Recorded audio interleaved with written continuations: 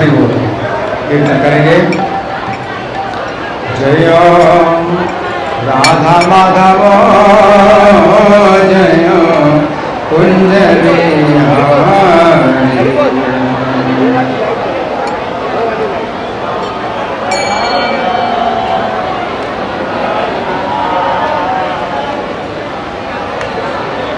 देखिए आप लोगों की आवाज़ नहीं आ रही है कीर्तन में, और शोर बहुत हो रहा है। जितना शोर हो रहा है उससे ज़्यादा आवाज़ कीर्तन की होगी। ठीक है, आप लोग ज़्यादा जोर से कीर्तन करिए। कितना शोर हो रहा है, शोर से ऊपर, शोर से ज़्यादा कीर्तन की आवाज़ करना है। ठीक है। जय राधा माधव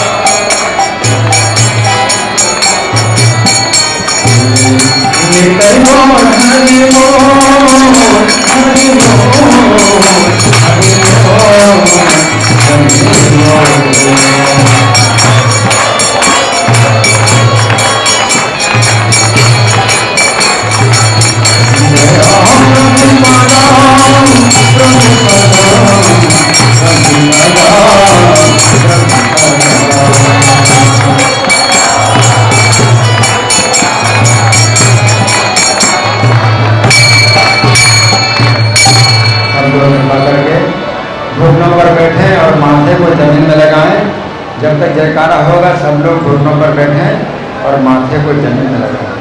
जय ओम विष्णु परमहंस परिव्राज प्रचार्य अष्टोत्तर सहस्री श्रीमद् अभय चरण अरविंद भक्ति वेदांत स्वामी श्री प्रभुपाद की जय। नित्य लीला प्रविष्ट इस्कॉन फाउंडर आचार्य सिद्धराम भुवन श्रीला प्रभुपाद की जय। नामाचार्य हरिदास ठाकुर की जय। प्रेम से कहो श्री कृष्ण चैतन्य प्रभु नित्यानंद श्री अद्वैत गदाधर श्रीवासादि गौर भक्त वृंद की जय। श्री श्री राधा पार्थ सारथी ललिता विशाखा गोप गोपिका श्याम कुंड राधा कुंड गिरि गोवर्धन की जय। श्री श्री गौरताई की जय। श्री श्री सीताराम लक्ष्मण हनुमान की जय। श्री श्री लक्ष्मी नरसिंह प्रहलाद महाराज की जय। समवेत भक्त वृंद की जय। अनंत कोटि वैष्णव वृंद की जय। इस्कॉन वर्तमानाचार्य वृंद की जय। गौर प्रेमानंद और ग्लोरीज कृष्ण डिवोटीज और ग्लोरीज कृष्ण डिवोटीज और ग्लोरीज कृष्ण डिवोटीज और glories Shri Guru and Gaurang. बहुत बहुत धन्यवाद। हरे कृष्णा। तो आप सब लोगों का स्वागत है। तो आप लोग जानते हैं, सबको मेरी आवाज़ आ रही है?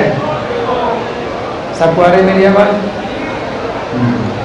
तो आप लोग जानते हैं कि निकट भविष्य में कोई विशेष समय आ रहा है, कोई विशेष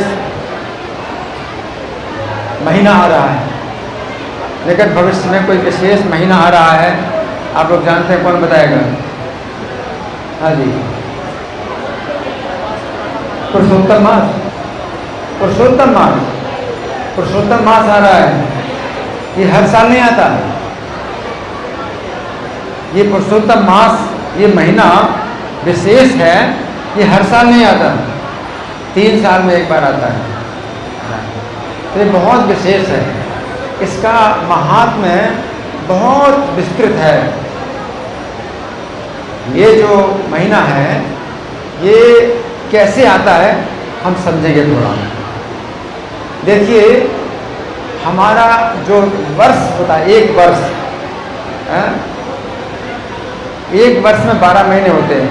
कितने महीने? 12 महीने होते हैं। ठीक है। तो सूर्य के अनुसार जो महीने होते हैं वो संक्रांति से होते हैं, संक्रांति के अनुसार होते हैं। और चंद्रमा के अनुसार जो महीने होते हैं वो अमावस्या के अनुसार होते हैं। ठीक है, अमावस्या पूर्णिमा के अनुसार होते हैं। तो सूर्य के अनुसार जो महीना होता है उसमें, और चंद्रमा के अनुसार जो महीना होता है उसमें कुछ दिनों का अंतर होता है, 6.5 दिन का अंतर होता है। तो जब सूर्य के अनुसार जो महीना होता है और चंद्रमा के अनुसार महीना होता है, तो ऐसे जो घटते घटते एक समय ऐसा भी आता है कि 2 संक्रांतियों के बीच में एक जो है चंद्रमा का महीना पूरा पूरा निकल आता है। तो इस महीने में क्या है, संक्रांति नहीं होती। 2 संक्रांतियों के बीच में एक महीना पूरा पूरा आ जाता है। तो वो कहलाता है पुरुषोत्तम मास। तो जिस समय तिथियां शुरू हुई थी, चंद्रमा के अनुसार दिन शुरू हुआ और सूर्य के अनुसार भी दिन शुरू हुआ, तो उस दिन से सृष्टि का प्रारंभ जब हुआ, उस समय से जब ये अतिरिक्त महीना आया, अतिरिक्त महीना आया, तो इसका नाम जो है, कुछ नाम नहीं था, ऐसा कोई नाम नहीं था। जैसे कि चंद्रमा के अनुसार महीने होते हैं, तो चैत्र, बैसाख, जेठ, आषाढ़, ये सब जो है 12 महीनों के नाम है ना। अब ये अतिरिक्त महीना जो आया है ना, इसका कोई नाम नहीं था। तो बिना नाम का महीना, तो सबने विचार किया कि इसका क्या नाम दिया जाए। ये महीना जो है अलग से निकला है, इसको क्या नाम दिया जाए। तो सबने विचार किया कि नहीं, ये महीना जो है बड़ा अशुद्ध है, इसमें कोई संक्रांति नहीं है।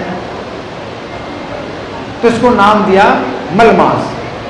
मल समझते हो? मल, आप मल त्याग करते हो तो उस मल को देखना नहीं चाहते। मल का त्याग करते हो तो मल को देखना नहीं चाहते। तो मल मास जो नाम दिया, तो बड़ा ही जो है एक प्रकार से तिरस्कार हुआ।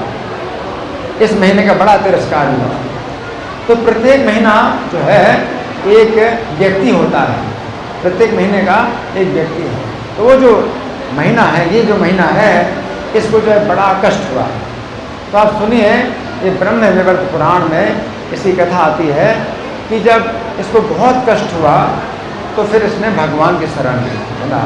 और भगवान की शरण लेने से फिर कितनी बड़ी रक्षा हुई कि कहाँ मलमास और कहाँ हो गया पुरुषोत्तम मास। पुरुषोत्तम, है ना। तो जितने भी देवता हैं और जितने भी पुरुष हैं, उन सब में ऊपर भगवान है, पुरुषोत्तम श्री कृष्ण है। तो उनके नाम पर जो है ये महीना का जो है नाम पड़ गया, तो ये कितनी बड़ी घटना है। और इसको हम सुनेंगे कि इस महीने ने भगवान की कैसे शरण ली। तो सुनिए बड़े ध्यान से। प्राचीन काल की बात है। क्या? प्राचीन काल की बात है कि अधिमास की उत्पत्ति हुई। अधिक मास लोग बोलते हैं, फिर उसको जो है मल मास बोलने लगे। तब सब लोगों ने इस महीने को स्वामी रहित मास मान करके निंदा की। इस मल मास में सूर्य संक्रांति नहीं है, अतः तुम अनधिकारी हो, तुम्हारा कोई अधिकार नहीं, किसी भी तुम्हारा जो है, तुम्हारे इस महीने में कोई कार्य नहीं किया जाएगा, शुभ कार्य नहीं किया जाएगा। सब ने जो है इसकी निंदा की, है ना, अनधिकारी हो। तमोचो सकला लोका असहायम जुगुप्सितम अनढ़ो मलमासोयम रवि संक्रम वर्जितः। मल रूप होने के कारण तुम अछूत हो। अछूत माने स्पृष्ट है, स्पर्श नहीं, तुम्हारा स्पर्श करना भी उचित नहीं है। अछूत मलमास होने के कारण तुम अछूत हो और शुभ कर्मों में त्याज्य हो। कोई शुभ कर्म नहीं होगा तुम्हारे इस महीने में। लोगों के मुंह से इस प्रकार से, लोगों के मुंह से इस प्रकार की बातों को सुनकर मल मास का उत्साह ज्यादा रहा। सबके बीच में क्या हुआ? तिरस्कार। जितने महीने हैं सब ने तिरस्कार किया, तिथियों ने तिरस्कार किया, सब ने तिरस्कार किया। तो उत्साह जाता रहा, कांति मलिन हो गई और दुख में पड़ गया और बहुत खिन्न हो गया। हृदय में उसे बस एक चिंता सताने लगी, चित्त में सूल की तरह चुभने लगा और मरे हुए जैसा हो गया। कैसा हो गया? मरणासन्न हो गया। और फिर धीरज धारण कर भगवान की शरण में आया। भगवान की शरण ली उसने। अस्पृश्यो मल रूपत्वां क्षुमे कर्मणिगणितां श्रुत्वैतन्वचनं लोकान् निरुद्योगो हृदय प्रभां दुःखान्वितोऽपि छिन्नात्मा चिन्ताग्रस्तैः मानसः मुमूर्षुर्भवत्येन हृदयेन विदूयताम्। तब क्या हुआ? भगवान की शरण में आया। कहाँ पर? वैकुंठ लोक में, जहाँ भगवान निवास करते हैं। कहाँ पर गया? वैकुंठ लोक में गया, जहाँ भगवान निवास करते हैं, वहाँ पहुँच गया और भवन के भीतर में आया। कहाँ पर आया? भवन के भीतर में आया और उसने परम पुरुषोत्तम का दर्शन किया, भगवान का दर्शन किया उसने।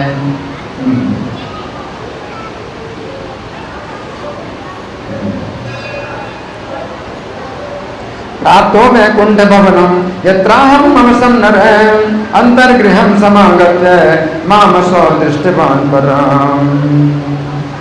तो उसने देखा, भगवान स्वयं बता रहे हैं ये कथा, है ना। तो भगवान कह रहे हैं कि स्वर्ण सिंहासन मुझे बैठा देखकर वो भूतल पर दंड के समान गिर पड़ा। भगवान बता रहे हैं स्वयं इस कथा को। भगवान कहते हैं कि मुझे देखा उसने सिंहासन पर, स्वर्ण के सिंहासन पर बैठा हुआ था मैं, तो मेरे सामने आकर के भूतल पर क्या हो गया? दंड के समान गिर पड़ा। डंडा के समान, है ना। तो विधि है भगवान की शरण लेने की। कोई व्यक्ति कष्ट में हो तो भगवान की शरण में आए, तो कष्ट दूर करने के लिए भगवान की शरण में आए तो कैसे शरण लेना चाहिए? दंडवत प्रणाम, है ना। तो डंडे के समान उसमें गिर पड़ा। अमूल्य रत्न रचिते हेम सिंहासने स्थितम तदानीं मामसो दृष्ट्वा दंडवत पतितो भवि।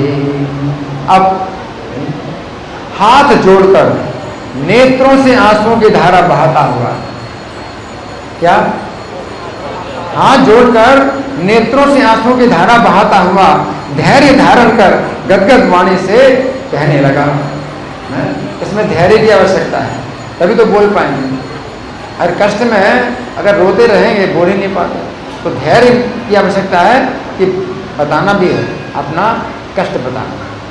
तो धैर्य धारण करके उसने गदगद वाणी से कहा, प्रांजलि प्रयतो भूत्वा मुञ्चन् अश्रूणि नेत्रतः वाचा गद्गदया सौम्य बभासे धैर्यमुद्वह। तो ये कथा सुना रहे हैं बद्री नारायण। बद्री वन में कौन सुना रहे हैं? बद्री नारायण। और किसको सुना रहे हैं? नारद जी को। किसको सुना रहे हैं? नारद जी को। अब सोचिए कैसी कथा होगी, कितनी सुंदर कथा होगी। नारद जी सुन रहे हैं और बद्री नारायण को सुना रहे हैं। और भगवान बद्री नारायण ये कथा सुनाते सुनाते यहाँ तक तो उन्होंने सुनाया कि वो धैर्य धारण करके गदगद वाणी में बोला, और फिर नारायण, भगवान नारायण भी चुप हो गए। क्यों? वो भी समाधि में चले जाते हैं। भगवान, कथा इतनी मार्मिक है कि भगवान बद्री नारायण भी बोलते बोलते समाधि में चले गए। तब नारद जी उनसे फिर प्रश्न पूछते। नारद जी ने कहा कि पूर्ण पुरुषोत्तम भगवान के विमल लोक में जाकर भक्ति द्वारा सुलभ होने वाले, संसार के समस्त पापों को दूर करने वाले, बड़े बड़े योगियों को भी ना मिलने वाले, विश्व को भय दान करने वाले भगवान मुकुंद और उनके शरण में गए हुए अधिमास ने उनसे क्या कहा, ये कथा सुनाई। नारद जी की सुनने की इतनी इच्छा है कि कह रहे हैं आप सुनाइए। भगवान नारायण चुप हो गए और नारद जी कहते हैं सुनाइए। बड़ी मार्मिक कथा है। इत्युक्त्वा बद्रीनाथो विरराम महामुनि तच्छ्रुत्वा पुनरेवाह नारदो भक्त वत्सलः इत्थं गता भवनममलं पूर्णरूपस्य विष्णोर्भक्तिं प्राप्य जगत् अगहरं योगिनामप्यगम्यं यत्रैवास्ते जगदभयदो ब्रह्मरूपो मुकुन्द तत्पादाब्जं शरणमधिगतः किं बभासे अधिमासः। तो जब नारद जी उनको जो है फिर से बोलते हैं कि आप आगे बताइए, आगे की कथा बताइए, क्या है आगे, अधिमास ने क्या कहा। तो भगवान नारायण बोले कि हे नारद, भगवान पुरुषोत्तम के आगे अधिमास ने जो शुभदायक बातें कही, उन बातों को लोक कल्याण की कामना से कह रहा हूँ। ये बातें शुभदायक हैं। कोई व्यक्ति अपना कष्ट भगवान को बताए तो इसमें बड़ा मंगल है। बाकी दुनिया में आप अपना कष्ट यीशु बताते हो तो कौन कष्ट दूर करने वाला? क्या अपना कष्ट भगवान को बताओ, ठीक है ना। कोई भी कष्ट हो, अगर भगवान को अपना कष्ट बताते हैं तो उसमें क्या होता है? बड़ी रक्षा होती है।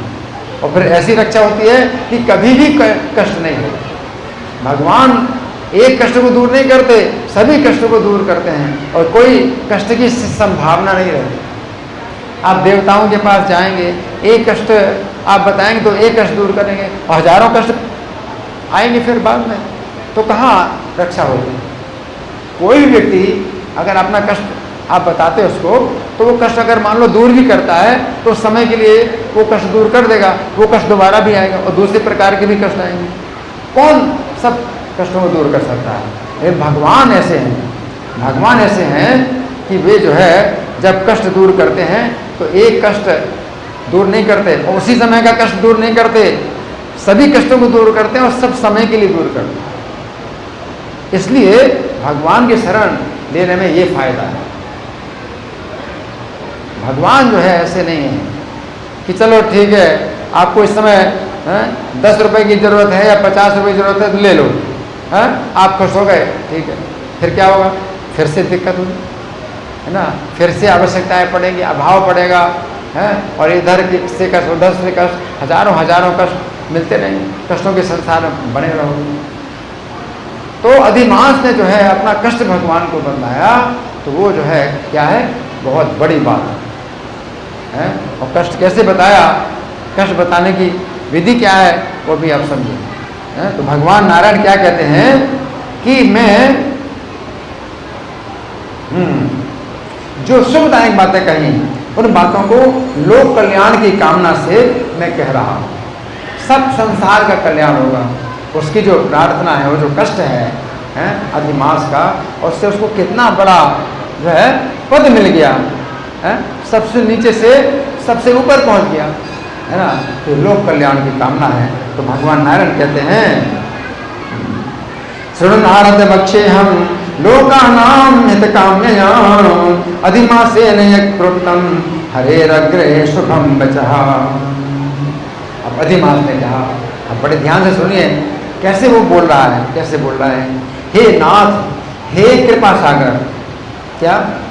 हे नाथ, हे कृपा सागर, हे हरि, जो मुझसे शक्तिशाली हैं, उन्होंने मलमास कह करके मुझको अपनी पंक्ति से बाहर निकाल दिया है, अपनी लाइन से, अपनी कतार से, अपने समाज से मुझे बाहर निकाल दिया है कि वे सब शक्तिशाली हैं और सब मिल करके निंदा की। चलो निकलो इधर से, भागो यहाँ से, मुझे निकाल दिया है, मुझे बहिष्कृत कर दिया है, मैं दीन हूँ, यहाँ आया हूँ, हाँ मेरी रक्षा क्यों नहीं करते हैं? क्या कहा? मेरी रक्षा क्यों नहीं कर रहे हैं? आई नाथ कृपा निधे हरे न कथम रक्षसी माम्यहागतम् कृपणम प्रबले निराकृतम बलमासेत्यभिधाम विधाय मे। प्राचीन काल में, अब क्या बोल रहा है अधिमास? प्राचीन काल में महाराज द्रुपद की कुमारी द्रौपदी की आपने रक्षा की थी। ये तरीका है भगवान की शरण में। प्राचीन काल में महाराज द्रुपद की कुमारी द्रौपदी की दुराचारी दुशासन के दुख से जैसे आपने रक्षा की थी। हे दीन वत्सल, बताइए आज शरण में आए हुए मेरी रक्षा क्यों नहीं कर रहे हैं? इसे कहते हैं तीव्र प्रार्थना, बड़ी तीव्र प्रार्थना। एक प्रार्थना होती है, हाँ ठीक है कर देना, ठीक है कर देना, है ना, हो जाएगा, ठीक है, 1 साल में होगा, 10 साल में होगा, तो चलो हो जाएगा। ऐसी नहीं है, तीव्र प्रार्थना है। क्या तीव्र प्रार्थना है? तो वो कह रही है, कह रहा है, शुभ कर्मणि वर्जितम हि मां निर्दिशम मलिनम सदैव ते।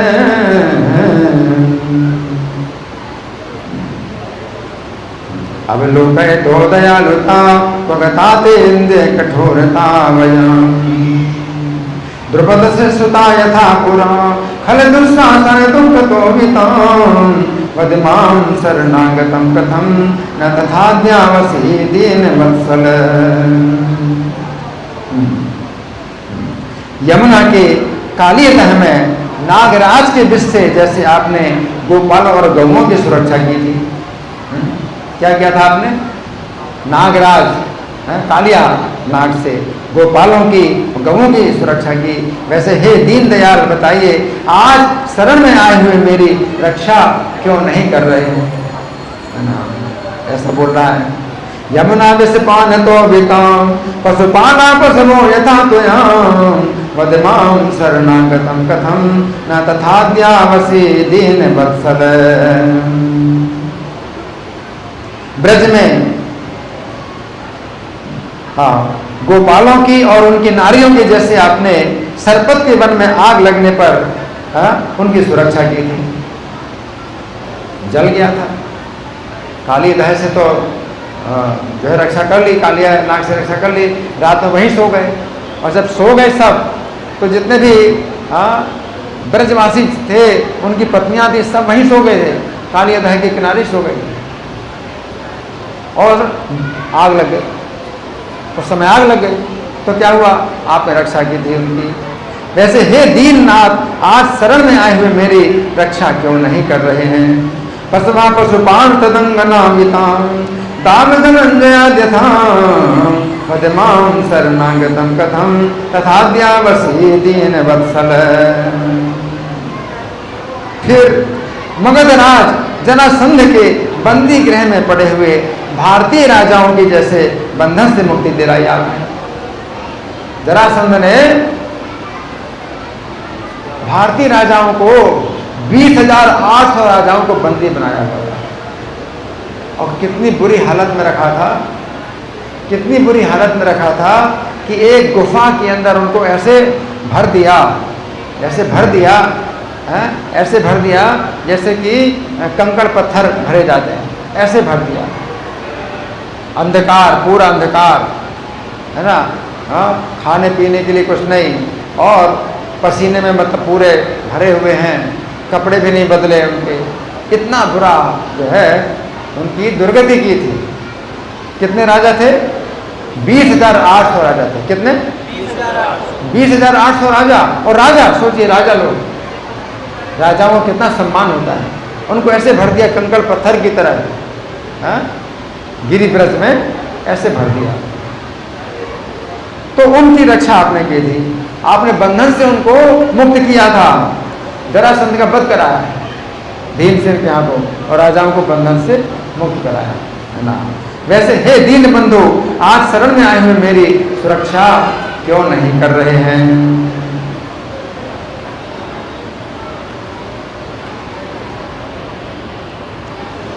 पृथ्वीपति योगिता यथा मगधेशालय बंधना त्वया वदमां शरणागतं कथं न तथाद्यावसे दीन वत्सल। ये प्रार्थना, ऐसी प्रार्थना होनी चाहिए, है ना।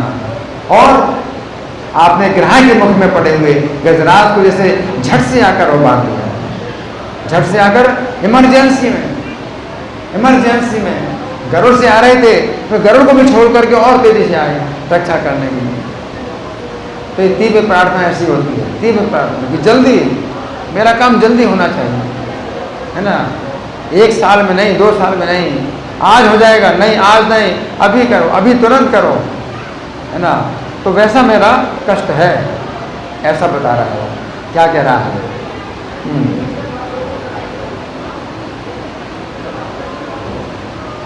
गजनायक एते रक्षितो झटिति ग्राह मुखान्यथा त्वया वदमां शरणागतं कथं न तथाद्यावसे दीन वत्सल। तो भगवान नारायण कहते हैं कि इस प्रकार भगवान से निवेदन करके, अधिपति रहित मलमास, यानी उसका कोई स्वामी नहीं, रक्षा करने वाला कोई स्वामी नहीं, और सबने उसका तिरस्कार किया।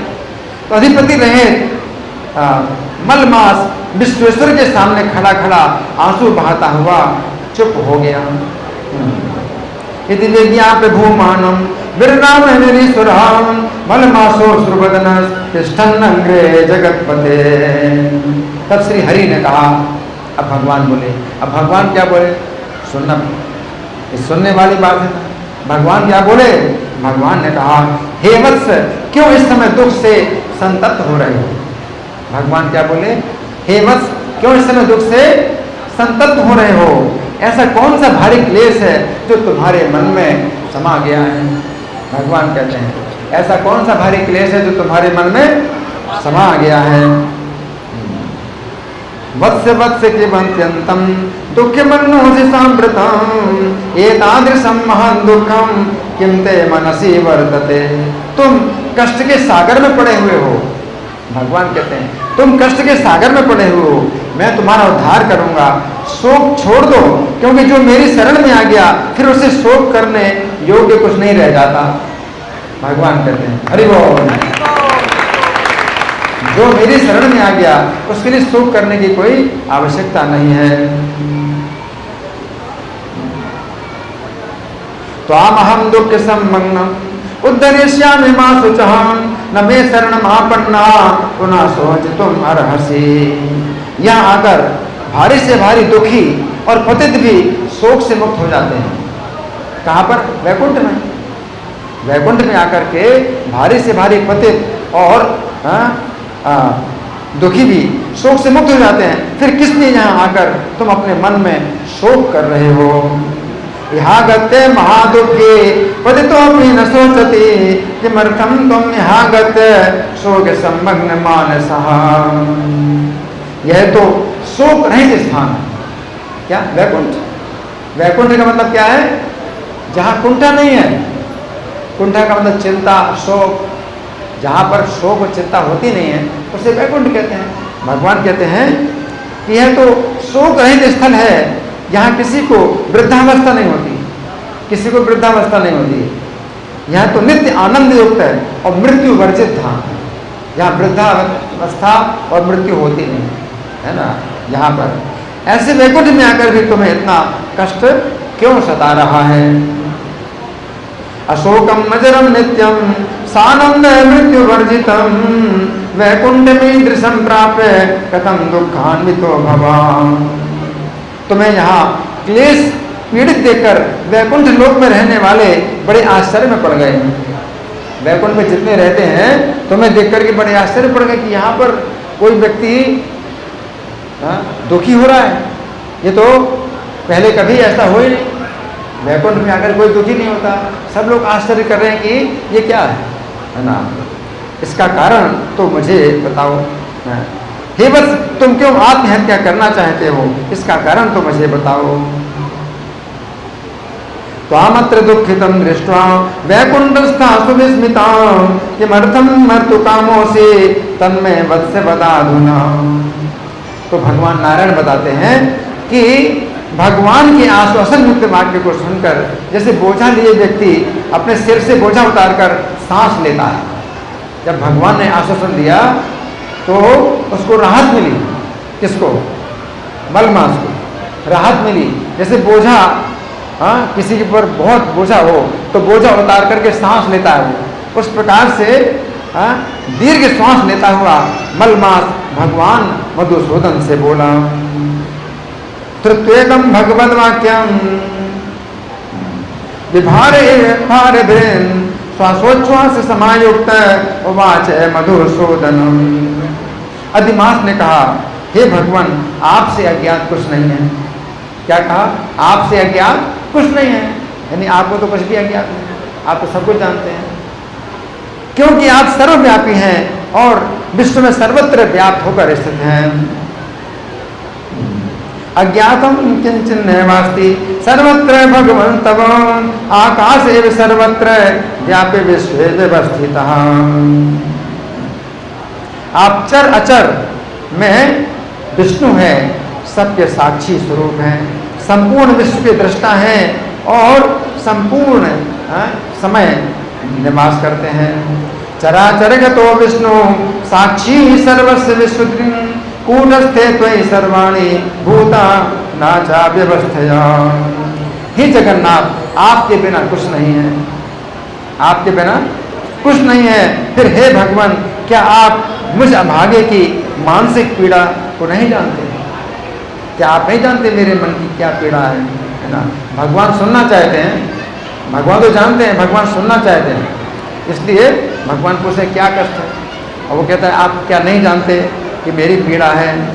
संस्थितानि जगन्नाथ किंचन भवता विना किन्न जानासि भगवन् निर्भाग मम व्यथा। तथापि हे नाथ, मैं आप अपने संताप को कह रहा हूँ। आप तो सब कुछ जानते हैं, आप फिर भी पूछ रहे तो मैं अपना संताप कह रहा हूँ। मैं जिस प्रकार के दुख के जाल में फंसा हूँ, ऐसे कष्ट पीड़ित व्यक्ति को मैंने आज तक कभी नहीं देखा और ना सुना है। तथापि वस्मि हे नाथ दुख जालम अपावृतम तादृशम न विकर्ष्यापि नासुतम नावलोकितम।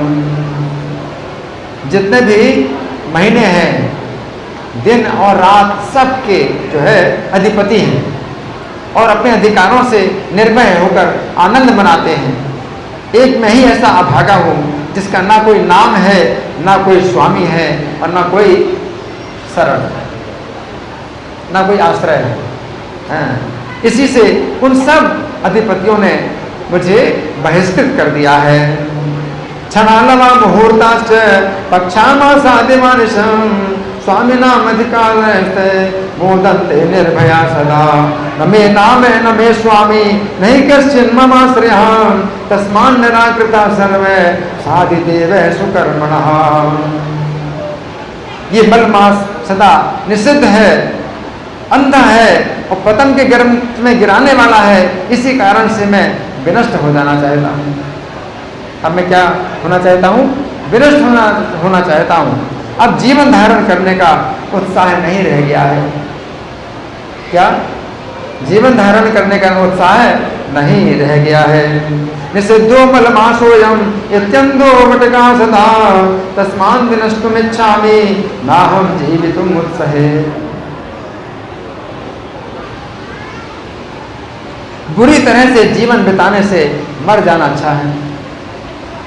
बुरी तरह से जीवन बिताने से मर जाना अच्छा है। जिसका हृदय सदा जलता रहे वो कैसे सुखपूर्वक जी सकता है। हृदय हमेशा जलता रहेगा। हाँ? हे महाराज, इससे अधिक मुझे कुछ कहना नहीं है। क्या? इससे अधिक मुझे और कुछ कहना नहीं है। कुजीवितान वरम मृत्युर नित्य दग्धागतम तपे अतः परम महाराज वक्तव्यम नाविशिष्यते। आप अपने धर्म का विचार करके जैसी रुचि हो वैसा कीजिए। सीधी बात, अपने धर्म का विचार करिए। आपका धर्म क्या है? शरणागत की रक्षा करना। तो अपने धर्म का विचार करिए और जैसा करना हो वैसा करिए। बस आपके ऊपर है। आप अपने धर्म का विचार करिए और फिर जैसी रुचि हो वैसा कीजिए। मुझ जैसे साधारण प्राणी द्वारा आप जैसे महान प्रभु से वही बात दोहराना ठीक नहीं है कि बार बार दोहराना। आप जैसे महान स्वामी हैं, मैं बार बार दोहराऊं वो ठीक नहीं है। निज धर्मम समालोच्य यथा रुचि तथा कुरु पुनः पुनः पामरेण न वक्तव्यः प्रभुर्महान्। मैं फिर कहूँगा कि मैं आत्महत्या करूँगा, मैं मर जाऊँगा। हे नारद, इतना कहकर वो मलमास चुप हो गया। ये कह करके मैं वो चुप हो गया। मरिष्येऽहं पुनः पुनः इत्युक्ता मलमासोऽयं विररामः विधेषुतः। क्या बोला? मरिष्येऽहं, मरिष्य मतलब मैं मरूंगा, मुझे मरना है। ऐसा कह करके वो चुप हो गया। अनंतर लक्ष्मीपति के समीप एक का एक धड़ाम से गिर पड़ा। कैसे गिर पड़ा? धड़ाम से गिर पड़ा। अगर आप मान लो आप गिरते हैं तो आप क्या करते हैं? बैठ जाते हैं ताकि चोट न लगे, और बैठ करके फिर आप लेटेंगे तो चोट नहीं लगेगी। लेकिन वो तो खड़े खड़े क्या हो गया, ऐसे गिरा तो बहुत चोट लगेगी। धड़ाम से गिरा, हाँ, धड़ाम से गिर गया। उसे वहां इस प्रकार गिरते देखकर वैकुंठ की सभा को बड़ा विस्मय हुआ। सभा में, सभा के कितने लोग हैं, उन सबके बीच में क्या हो गया? वो धड़ाम से गिर गया तो सभा को बड़ा विस्मय हुआ। तथा प्रपात सहसा सन्निधौ श्री रमापते तत्र तम पतितं दृष्ट्वा संसज्जाता सुविस्मिता। तो भगवान नारायण बोले कि इतना कहकर अधिमास से अत्यंत करुणा के भार से दबे हुए श्री कृष्ण जी मेघ के समान गंभीर और सुंदर वाणी में बोले। इत्युक्त्वा विरतिमुपागते धीमासे श्री कृष्णो बहुल कृपा भरावसन्नः प्रावोच्वञ्जल गभीर राव रम्यम निर्वाणम शिशिरमयूख वन्नयस्तुम। तो ये कथा सूत जी सुना रहे हैं कि हे ब्रह्मर्षियों, कि नैमिषारण्य में कथा चल रही है और सूत गोस्वामी सुना रहे हैं, हे ब्रह्मर्षियों, भगवान नारायण के जो है पाप समूह रूपी सागर को सोखने के लिए प्रचंड बड़वानल के समान निर्मल वचनों को सुनकर अंतःकरण हर्षित हुए नारद जी फिर आदि पुरुष भगवान के प्रवचन को सुनने की अभिलाषा से बोले। तो नारद जी को सुनने की बहुत इच्छा होती है। तो नारद जी फिर कहते हैं, नारद जी ने कहा, हे महाभाग, इस प्रकार अधिमास की बातों को सुनकर भगवान हरि अपने चरणों के आगे पड़े हुए उससे क्या बोले? नारद जी की जिज्ञासा है, क्या वो चरणों में गिरा है? और कैसे गिरा है? पूरी तरह से बिना किसी आश्रय के गिरा है। अब भगवान ने क्या कहा उससे? तो नारायण ने उत्तर दिया, किम वाचे महाभागे श्रुत्वा तन्वचनं हरि चरणाग्रे निपतितं अधिमासं तपोनिधे। श्री नारायण ने उत्तर दिया, हे निष्पाप नारद, भगवान हरि ने जो अधिमास से कहा उसे मैं बतला रहा हूँ, सुनिए, आप धन्यवाद के पात्र हैं। नारद जी बार बार पूछते हैं कि बताइए, आगे कथा बताइए, है ना। तो इससे क्या है, वक्ता को बोलने का साहस, उत्साह मिलता है। तो नारद जी से कहते हैं, आप धन्यवाद के पात्र हैं। क्योंकि ऐसे संबंध में जिज्ञासा आप कर रहे हैं। नारद जी कह रहे हैं आप जिज्ञासा कर रहे हैं। सुनो नारद वक्ष्यामि यदुक्तम हरिणा नग धन्योसि तुम मुनि श्रेष्ठ यन्माम पृच्छसि सत्कथा। तो गरुड़ जी आए।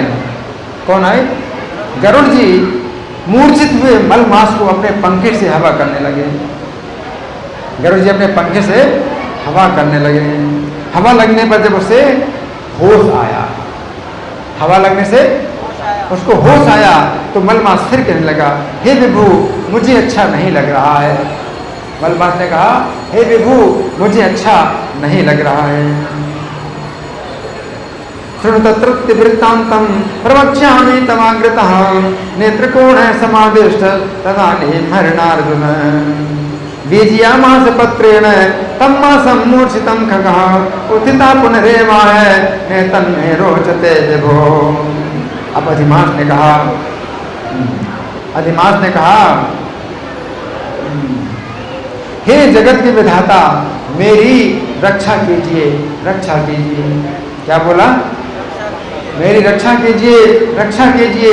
हे जगदीश्वर, हे विष्णु रक्षा कीजिए। हे नाथ मुझ शरण में आए हुए की उपेक्षा क्यों कर रहे हैं? ऐसे बार बार पुकारना होता है, रक्ष माम रक्ष माम रक्ष माम, है ना। तो ये तीव्र पुकार, हमारी तीव्र पुकार सुनेंगे तो भगवान की कृपा जो है प्राप्त होगी, है ना। तो तीव्र पुकार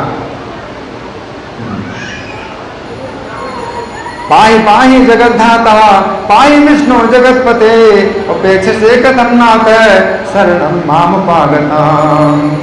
ऐसा कहकर वो कांपने लगा। कौन कौन कांपने लगा? अधिमास। हाँ, कांपने लगा और बारंबार बिलखने लगा। तब वैकुंठ धाम के अधिपति भगवान ऋषिकेश विष्णु ने उससे कहा, इत्युक्त्वा वेदमानं तं विलपन्तं मुहुर्मुहुः अद्धोवाच ऋषिकेशो वैकुंठे निलयो हरि। श्री विष्णु बोले, हे वत्स उठो उठो तुम्हारा कल्याण हो। हाँ, कितना सौभाग्य है, भगवान जो है उसको उठाएं, उठो तुम्हारा कल्याण हो, बिलखना छोड़ दो। हे अधिपति रहे, मुझे प्रतीत होता है कि तुम्हारे क्लेश निवारण का कोई उपाय नहीं। भगवान कहते हैं तुम्हारे क्लेश निवारण का कोई उपाय नहीं है। उत्तिष्ठोत्तिष्ठ भद्रं ते विषादं मत्समा कुरु तद्दुःखं दुर्निवार्यं मे प्रतिभाति निरीश्वर। ये कहकर मन में विचार कर क्षण भर में कोई उपाय निकालकर प्रभु मधुसूदन उससे फिर बोले। अब भगवान को भी क्षण भर सोचना पड़ा। एक क्षण कितना होता है? भगवान एक क्षण तक सोचते रहे तब बोले। उपाय है, भगवान ने कहा तुम्हारे क्लेश का कोई उपाय नहीं है तो सोचना पड़ेगा। तो भगवान ने सोचा। कितनी देर तक सोचा? एक क्षण। एक क्षण कितना होता है? 72 सेकंड। 72 सेकंड। एक सेकंड। और कोई बताएगा? 4 मिनट। 4 मिनट होता है। कितना होता है? एक क्षण होता है 4 मिनट का। तो भगवान विष्णु को भी 4 मिनट तक सोचना पड़ा। 4 मिनट तक सोच करके फिर उससे बोले, इत्युक्त्वा मनसि ध्यात्वा तदुपायं क्षणं प्रभु विनिश्चित्य पुनर्वाक्यं उवाच मधुसूदनः। श्री विष्णु ने कहा, हे वत्स आओ मेरे साथ गोलोक में चलो। भगवान क्या कहते हैं कि तुम्हारा जो क्लेश है वो दूर करेंगे कौन? भगवान श्री कृष्ण, जो कहाँ रहते हैं? गोलोक में। अभी कहाँ पर है वो? वैकुंठ में है। वैकुंठ से ऊपर है गोलोक धाम। समझना पड़ेगा, ऐसे नहीं कि भगवान निराकार है। वैकुंठ में भगवान है 4 भुजाओं के विष्णु रूप में, और गोलोक धाम में भगवान है 2 भुजाओं के कृष्ण रूप में। वो ऊपर है, गोलोक से भी, वैकुंठ से भी 50 करोड़ योजन ऊपर गोलोक धाम है। 50 करोड़ योजन, एक योजन 12 किलोमीटर का होता है, तो 50 गुणे 12 कितना हुआ? 600 करोड़ किलोमीटर ऊपर है वैकुंठ से क्या? गोलोक धाम। वैकुंठ से गोलोक धाम कितना किलोमीटर है? कितना? 600 करोड़। कितना? 600 करोड़ किलोमीटर ऊपर है। भगवान कहते हैं मेरे साथ चलो तुम गोलोक धाम। किसकी शक्ति है वहाँ से वैकुंठ से भी गोलोक धाम में जाने की? भगवान कहते मैं तुम्हें ले जाता हूँ, चलो मेरे साथ। कितना सौभाग्य! भगवान विष्णु किसी को गोलोक धाम में ले जाएं, अपने साथ ले जाएं, कितना सौभाग्य! कौन जा सकता है वहाँ, है ना? तो भगवान कहते हैं मेरे साथ गोलोक में चलो, जो योगियों को भी दुर्लभ है, और जहाँ जगदीश्वर भगवान श्री कृष्ण पुरुषोत्तम निवास करते हैं। हरि बोल। वहाँ पर चलो, भगवान कहते हैं वहाँ पर चलो। वत्सागच्छ मया सार्धम गोलोकम योगी दुर्लभम यत्रास्ते भगवान कृष्ण पुरुषोत्तम ईश्वरः। वहाँ पे गोपिकाओं के युद्ध में रहते हैं, वहाँ पे वे गोपिकाओं के युद्ध में रहते हैं। उन्हें उनकी 2 भुजाएं हैं। कितनी भुजाएं? 2 भुजाएं। हाथ में मुरली लिए रहते हैं। नवीन बादल के समान सांवला शरीर है, लाल कमल के समान उनके विशाल नयन है। गोपिका वृंद मध्यस्थो दुमिजो मुरलीधर नवीन नीरद श्यामो रक्त पंकज लोचन। शरद पूर्णिमा के समान अत्यंत सुंदर मुखमंडल की शोभा है। करोड़ों कामदेव की भांति सुंदर हैं, चित्त को चुराने वाले और लीला के धाम हैं। शारदीय परमणिंदु शोभाति रोचना ननहाम कोटि कंदर्प लावण्य लीला धाम है मनोहर। पीताम्बरधारी हैं। तो ये बहुत विस्तृत वर्णन है। भगवान विष्णु गोलोक धाम का वर्णन करते हैं। जब भगवान स्वयं करें गोलोक धाम का वर्णन तो कितना सुंदर वर्णन होगा। ये कहने का अर्थ यह है कि अगर कोई व्यक्ति भगवान की शरण में जाए और तीव्र पुकार करे, तीव्र प्रार्थना करे, तो क्या होगा? उसका फिर हमेशा के लिए दुखों का अंत हो जाएगा, हमेशा दुखों का अंत हो जाएगा, और पूरा जो है जीवन और जीवन के बाद अगला जीवन और जन्म जन्म का कष्ट है वो सब कुछ मिट जाएगा। तो ये पुरुषोत्तम मास जो आ रहा है, इसमें फिर क्या है कि हमें क्या करना है? अभी पुरुषोत्तम मास आने वाला है। आज 16 तारीख है, परसों से पुरुषोत्तम मास शुरू हो रहा है। ठीक है, तो हमारी ओर से आपको एक विशेष संदेश है। यहाँ है इस मंदिर में पुरुषोत्तम मास मनाया जाता है। तो पूरे महीने जो 30 दिन का जो महीना है पुरुषोत्तम मास का, इसमें एक कार्यक्रम तो ये होता है कि जो भगवद गीता का 15वां अध्याय है जिसका नाम है पुरुषोत्तम योग, उसका पाठ होता है। तो आप वो पाठ अपने घर में भी कर सकते हो, यहाँ आकर के कर सकते हो, अपने घर में भी कर सकते हो उस पाठ को। और यहाँ जो पाठ डेली किया जाएगा उसको आप ऑनलाइन भी आप सुन सकते हैं। ठीक है ना, उसकी रिकॉर्डिंग भी आप हमेशा कर सकते हैं और उसको भी सुन सकते हैं। आप नहीं पाठ कर सकते तो रिकॉर्डिंग भी सुन सकते हो। तो एक तो ये नियम है पुरुषोत्तम योग जो भगवद गीता का 15वां अध्याय है उसका पाठ किया जाता है। और दूसरा नियम यह है दीपदान। दीपदान का जो है बड़ा महात्म्य है। पुरुषोत्तम मास में दीपदान का बहुत बड़ा महात्म्य है ना। तो भगवान को दीपदान जैसे कार्तिक में करते हैं उसी प्रकार से पुरुषोत्तम मास में करते हैं। तो ये 2 कार्य हैं। और बाकी जितना कार्य हैं जो हमारे नियम हैं पहले से ही कि 4 नियमों का पालन करना, माला जप करना, है ना, तो वो आप लोग जो जानते हैं करते हैं उनको अच्छी प्रकार से करिए। और माला पर जप करते हैं तो अच्छी प्रकार से और करिए। इसी चेतना में करिए कि ये जो महीना है ये बहुत विशेष महीना है, और इस चेतना में करिए कि आज से ये महीना शुरू हो रहा है। ठीक है ना, तो आप जो कुछ भी करते हैं तो उसमें जो है इस भावना से करिए कि इस महीने की आराधना जो है ये सबसे जो है बड़ी आराधना है, सबसे बड़ी आराधना है। ठीक है ना, तो भगवान जो है ये कहते हैं कि मैं अपने भक्तों की पुकार को सुनने में देर भी लगा देता हूँ, लेकिन इस महीने के जो आराधना करने वाले हैं उनकी आवश्यकताओं को तुरंत ही पूरा करता हूँ। हरि बोल। अब ये मल मास नहीं है बल्कि क्या है, ये पुरुषोत्तम मास। पुरुषोत्तम मास भगवान जो है इसको नाम देते हैं, इसका कोई नाम नहीं था, इसको नाम दिया सबसे अपना ही नाम दे दिया, अपने नाम का जो है उन्होंने मतलब प्रदान कर दिया इस महीने को, और सबसे बड़ा जो है पद दे दिया इस महीने का, सबसे बड़ा इसका जो है अधिकार दे दिया इस महीने को। तो कार्तिक महीना भी बहुत पवित्र है, हर साल आता है, लेकिन जो पुरुषोत्तम मास है ये बहुत बहुत पवित्र है, ठीक है ना। तो ये जो है हमारा संदेश है। अभी हमारे पास कुछ समय है, तो आप लोगों की ओर से कोई प्रश्न है, कोई मंथन है, कोई चर्चा है, या मैं प्रश्न करूँ? हरे कृष्णा। किसी का कोई प्रश्न है तो हाथ उठाइए। मैं प्रश्न करूँ? मेरे को भी प्रश्न है। आपके प्रश्न जी। हरे कृष्ण जी, धन्यवाद, बहुत बहुत अच्छा आपने क्वेश्चन किया, डिटेल में सब चीज़ें समझाई। तो पहला मेरा प्रश्न है कि ये कथा जो है बद्री नारायण भगवान ने सुनाई है नारद जी को, पर वो जो अधिक मास है तब जो पुरुषोत्तम मास बात बने हैं, तो वो एग्जाम्पल ले रहे हैं द्वापर युग के, तो वो कैसे? बहुत अच्छा, धन्यवाद। इनका बड़ा अच्छा प्रश्न है, क्योंकि मंथन करते हैं ना कथा का, जब मंथन करते हैं तो प्रश्न निकलता है, ठीक है। समुद्र मंथन से जैसे अमृत निकला, तो प्रश्न जो निकलता है ये अमृत की तरह होता है।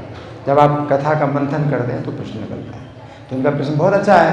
इनका प्रश्न ये है कि द्वापर युग में अभी जो बीता है द्वापर युग, तो अभी हाल की घटना है कि द्रौपदी का जो है भगवान ने उद्धार किया, और ये जो मल मास है ये तो उस समय है जब सृष्टि के प्रारंभ में जब हुआ और उसका तिरस्कार हुआ, तो वो जो है ये सब घटनाएं क्यों बता रहा है, तो बाद में हुई। तो इसका उत्तर ये है कि प्रत्येक सृष्टि के बाद प्रलय होती है और प्रलय के बाद सृष्टि होती है। तो सृष्टि प्रलय की जो परंपरा है ये जो है अनादिकाल से चली आ रही है। तो जब द्रौपदी की बात उन्होंने कही, गजराज की बात कही मलमास ने, इसका मतलब है कि पहले भी कल्प में कुछ ये घटनाएं हुई।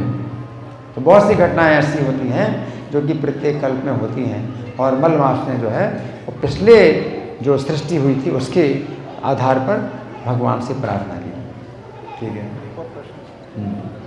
एक प्रश्न और है प्रोजेक्ट की, जैसे इंद्र भी चेंज होते हैं अपनी पोजीशन पे, तो वैसे अधिक मास में भी जो व्यक्ति है वो जो पुरुष है वो चेंज होते हैं? नहीं, इनका प्रश्न अच्छा प्रश्न है। इनका प्रश्न कि जैसे हर मनवंतर में देवता लोग बदलते हैं, है ना, हर मनवंतर में देवता लोग बदलते हैं, तो क्या इसका भी जो है महीने के देवता बदलते होंगे?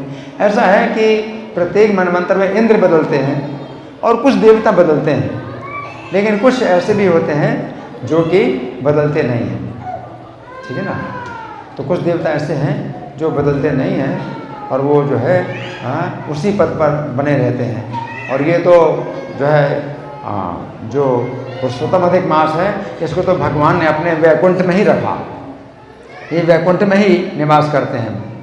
भगवान जो है इनको ले गए वैकुंठ से गोलोक धाम में, भगवान श्री कृष्ण ने फिर उसको अपना नाम दिया, फिर भगवान श्री कृष्ण ने विष्णु जी को आदेश दिया कि आप इसको अपने साथ रखो, तो वैकुंठ में ही स्थान दिया, है ना।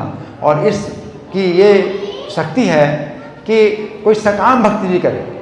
सकाम भक्ति की तो वैसे उतनी प्रशंसा नहीं की जाती कि भाई आप कोई भौतिक कामनाएं कर रहे हैं तो भक्ति की उतनी प्रशंसा नहीं की जाती, लेकिन इस अधिक मास में, इस पुरुषोत्तम मास में अगर कोई सकाम भी जो है भक्ति हो, कोई भी भक्ति हो, लेकिन इस ये क्या है, ये आपके कर्म बंधन को नष्ट करेगा। आपकी जो भौतिक कामना है वो भी पूरी कर देगा, लेकिन आपके कर्म बंधन को भी नष्ट करेगा और भगवान के धाम की प्राप्ति करा देगा। तो इसकी बहुत बड़ी शक्ति है। ठीक, धन्यवाद। धन्यवाद। किसी का और कोई प्रश्न है तो एक प्रश्न और ले सकते हैं। मैं प्रश्न कर रहा हूँ, ठीक है। तो ये जो अधिक मास आया, जब सृष्टि के सबसे पहले अधिक मास आया, है ना, तो जितने भी महीने थे, जितनी भी तिथियां थी, प्रत्येक तिथि के कोई देवता होते हैं, प्रत्येक मुहूर्त के भी देवता होते हैं। दिन में 24 घंटे होते हैं, तो 24 घंटे में कितने मुहूर्त होते हैं? 30 मुहूर्त होते हैं। प्रत्येक मुहूर्त का नाम होता है, प्रत्येक मुहूर्त का नाम होता है और उसके भी देवता हैं। तो हर समय, हर पल, हर क्षण के वे देवता हैं, उनके जो है रक्षक हैं और उनका जो है सम्मान होता है ना। तो ये जो अधिमास पहली बार आया, जब पहली बार आया तो इसका कोई नाम नहीं था, है ना, और ये संक्रांति से वर्जित है। संक्रांतियों के बीच में, 2 संक्रांतियों के बीच में पड़ता है ना। तो जितने भी महीने थे हैं और जितने भी देवता थे, सब ने जो है इसका तिरस्कार किया। और क्या नाम दिया? क्या नाम दिया? कौन बताए? मलमास। मलमास नाम दिया। मलमास कितना जो है निंदित है, कितनी निंदा की बात है किसी को मलमास, है ना। किसी को नाम ऐसे दिया जाए भाई, है ना, तो कितना जो है निंदा की बात है। और उसने फिर मतलब अपने को इस तरह से दुखी, इतना अधिक दुखी हुआ कि उसने क्या सोचा कि मरना ज़्यादा अच्छा है, इस दुख से ज़्यादा मरना अच्छा है। इस प्रकार से उसने जो है किया, है ना। और वो जो है भगवान के सामने जब जाता है तो उसकी जो पुकार है वो कैसी पुकार थी? सामान्य पुकार थी कि ठीक है, ऐसे कई लोग मांगे करते हैं या जो है कुछ अपना वो विज्ञप्ति देते हैं कि भाई हमारी ये आवश्यकता है, वो आवश्यकता है। कई लोग ऐसे करते हैं ना कि भाई अपने उच्च अधिकारियों को जो है एप्लीकेशन देते हैं भर करके, ये है हमारी मांग है, ये है। और वो जो है कई जो है मेज़ से दूसरी मेज़ में, दूसरी से तीसरी मेज़ में और फाइल में जो है मतलब जाता है। और फिर जब कोई सुनवाई होती है तो 10 साल बाद, 20 साल बाद सुनवाई होती है, फिर कहीं उसका जो है विचार किया जाता है ना। लेकिन मलमास ने भगवान से क्या ऐसी प्रार्थना की थी कि हाँ ठीक है, कभी हो जाएगा। कैसी प्रार्थना की थी उसने? तीव्र प्रार्थना की थी, तीव्र प्रार्थना की थी। और ऐसे ऐसे उसने जो है मतलब वो घटनाएं बताई जिनमें आपने जल्दी आपने काम किया। तो पहली घटना क्या है जिसमें आपने जल्दी काम किया था? कौन सी? द्रौपदी का चीरहरण। अब इसमें क्या इसमें हो सकता है कि भाई कर देना, तुरंत ही रक्षा करो या कैसे करो? क्या तुरंत रक्षा करना है ना? है कितने राजाओं के बीच में सभा में और सम्मानिता नारी जो साम्राज्ञी है, सम्राट की पत्नी है, सम्मानिता है, वो जो है क्या उनको कर रहा है? वो नग्न कर रहा है। तो इसमें ये जो पुकार थी, ये द्रौपदी की जैसी पुकार, वो आप मेरी उस तरह से मेरा कष्ट को समझो। तो अपने कष्ट को ऐसे जो है मतलब हमें प्रकट करना है। और दूसरी घटना क्या बताई जिसमें जल्दी भगवान ने रक्षा की? गजराज का भी जब उसने भी प्रार्थना की भगवान से, 10,000 साल तक नहीं, 1,000 साल तक, 1,000 साल तक युद्ध होता रहा गजराज का मगरमच्छ से, है ना। गजराज जो है मगरमच्छ को ले आता सरोवर के किनारे, फिर वो घसीट के ले जाता। 1,000 साल तक युद्ध हुआ और कितना खून निकला गजराज का, कि पैर से खून निकल रहा था, वो मुंह से दबाए हुआ था, तो कितना खून निकल गया। अब उसकी पूरी शक्ति खत्म हो गई। अब उसने जब पुकारा भगवान को तो कैसे पुकारा? कैसे पुकारा? तुरंत ही रक्षा करो, तुरंत ही रक्षा करो, है ना। इस प्रकार की जो घटनाएं हैं, तो इनके अनुसार जो है हम जब प्रार्थना करते हैं तो भगवान जो है फिर क्या करते हैं? जल्दी करते हैं, ठीक है ना। वैकुंठ में तो किसी को कोई कष्ट नहीं होता, है ना। तो और जब वो गिरा भगवान के आगे, तो कैसे गिरा? धड़ाम से गिरा, धड़ाम से गिरा, है ना। मतलब कोई बहुत कष्ट में होता है तो ऐसा वो हो जाता है कि उसको होश ही नहीं होता और गिर रहा है, उसको ये भी पता नहीं चला कि गिर रहा है, ऐसे गिर गया। जब वो गिर गया, मूर्छित हो गया, तो उस समय फिर क्या घटना हुई? कौन बताएगा? हाँ, कौन बताएगा? गरुड़ जी ने पंखा किया। माइक। प्रभु जी, गरुड़ जी ने पंखा किया। हाँ, गरुड़ जी ने उसको पंखा किया। और गरुड़ जी के पंखा से जो है कितनी राहत मिली होगी उसको, भगवान के स्वयं वाहन है। तो गरुड़ जी ने पंखा किया उसको, है ना। और गरुड़ जी ने पंखा किया तो पंखे से बहुत तेज़ हवा निकलती है। अगर धूल मिट्टी होती है तो धूल मिट्टी उड़ेगी। वैकुंठ में धूल मिट्टी बिल्कुल नहीं है, वैकुंठ में धूल मिट्टी बिल्कुल नहीं है ना। तो गरुड़ जी ने पंखा किया, है ना। इस प्रकार से जो है भगवान जो है उसको फिर अपनाते हैं, है ना। तो भगवान जो है अपनाएं, इसके लिए हमें जो है इस तरह से प्रार्थना करनी चाहिए। धन्यवाद। Thank you. प्रभु जी को धन्यवाद करेंगे हरे कृष्ण महामंत्र बोलकर। हरे कृष्णा कृष्णा कृष्णा हरे हरे, हरे राम राम राम हरे हरे। आप सभी प्रयास कीजिएगा जो पुरुषोत्तम मास के नियम प्रभु जी ने बताए हैं, दीपदान करना और जो है 15 अध्याय पढ़ना, तो प्रयास कीजिएगा पढ़ने का। जो भक्त नए हैं